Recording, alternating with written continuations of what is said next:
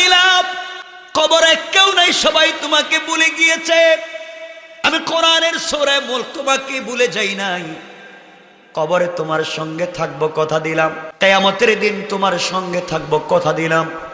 মিজানে যদি তোমার নেকির পাল্লা হালকা হয়ে যায়, আমি নিজে উঠে বাড়ি করে দেব কথা দিলাম।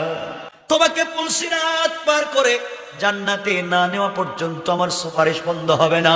এই কোরআন কিয়ামতের দিনে আল্লাহর কাছে ডেকে ডেকে বলবে, আল্লাহ এই লোকটাকে তুমি জাহান্নামী বলে ফয়সালা করে দিয়েছো, কিন্তু লোকটা তো আমাকে রাত্রবেলা তেলাওয়াত করতো।